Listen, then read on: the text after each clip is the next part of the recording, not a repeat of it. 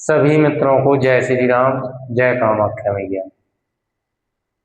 तो जैसा कि मैंने कहा था कि अगले वीडियो में हम कुंडलिनी पर चर्चा करेंगे। तो आज हम समझेंगे कि कुंडलिनी क्या है।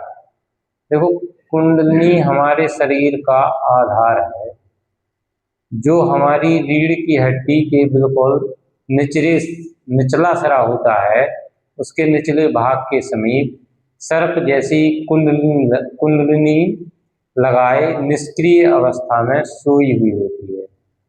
और इसके ऊपर हमारे शरीर में 7 चक्र होते हैं। पहला चक्र होता है मूलाधार, जो रीढ़ की हड्डी के निचले भाग के समीप होता है।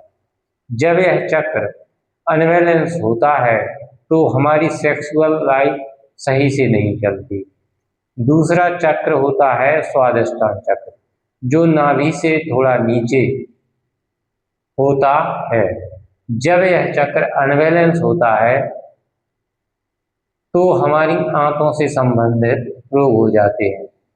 तीसरा चक्र होता है मणिपुर चक्र, जो नाभि से ऊपर और हृदय से नीचे होता है।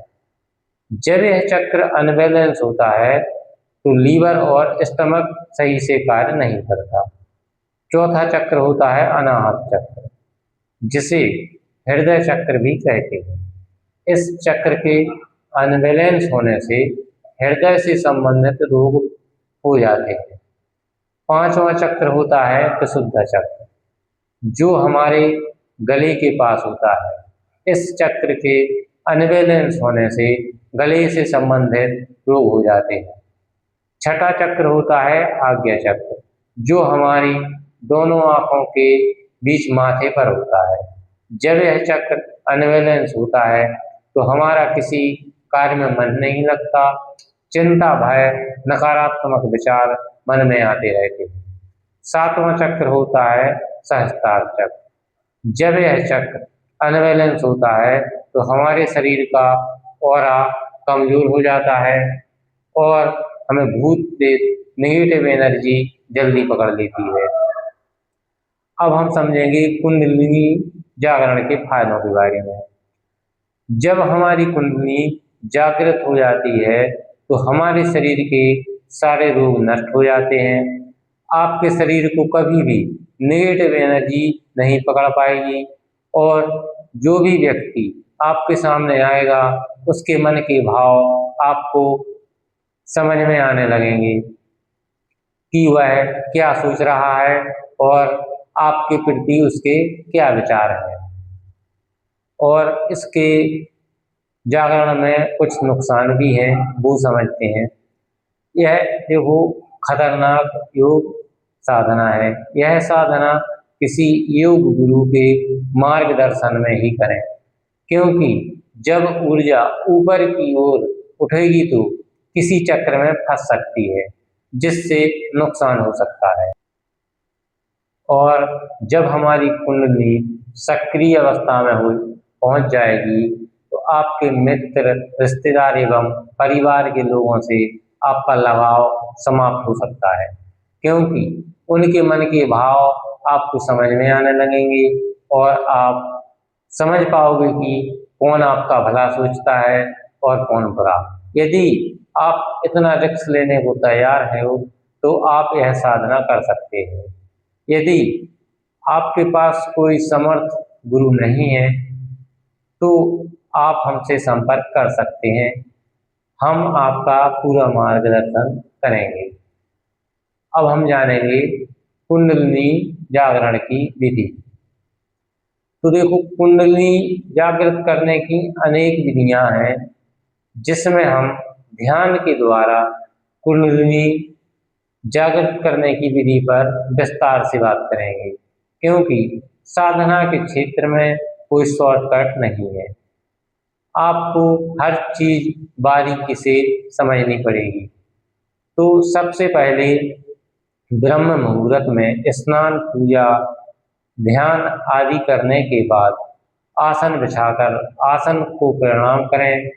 आपके अपने गुरु का ध्यान करें, अपने इष्ट और कुल देवता को प्रणाम करें और उनसे विनती करें कि मैं कुंडलिनी जागरण की साधना करने जा रहा हूँ, उसमें जो भी त्रुटि हो जाए तो आप संभाल लेना। इतनी विनती करने के बाद आसन पर बैठ जाएं और 5 मिनट भगवान भोलेनाथ और माता से प्रार्थना करें। पूरे साधना समय में आप सुखासन या पद्मासन में रीढ़ की हड्डी को सीधा करके बैठें, क्योंकि झुकने से ऊर्जा संचार में अवरोध पैदा हुआ।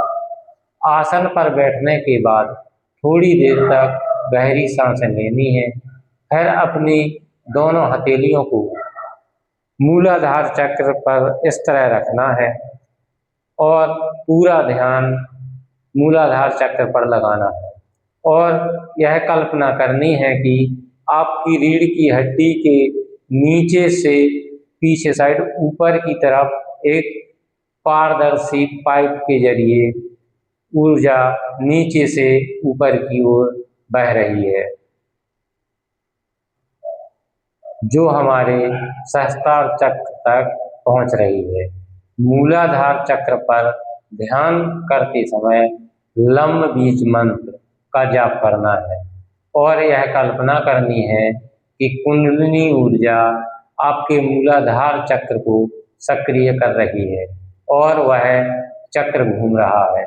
इसी प्रकार से सभी चक्रों पर कम से कम 5 मिनट तक ध्यान लगाना है। इसके बाद स्वादिष्ठान चक्र, जिसका बीज मंत्र बम है, मणिपुर चक्र का बीज मंत्र रम है, अनाहत चक्र का बीज मंत्र यम है, विशुद्धा चक्र का बीज मंत्र हम है, आज्ञा चक्र का बीज मंत्र ओम है एवं सहस्त्रार चक्र का बीज मंत्र ओम है।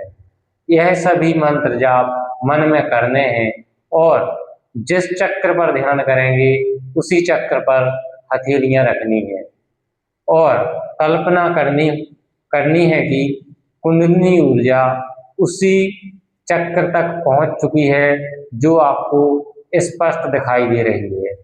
यह साधना आपको प्रतिदिन करनी है जब तक आपको पूर्ण सिद्धि प्राप्त नहीं हो जाती। इसमें आपको जल्दी सफलता भी मिल सकती है और समय भी लग सकता है। यह आपकी ध्यान साधना पर निर्भर करेगा। अपने अनुभव हमें शेयर करते रहें और हमसे मार्गदर्शन भी ले सकते हैं। इस वीडियो में इतना ही। सभी मित्रजनों को जय माता की, जय सिया राम।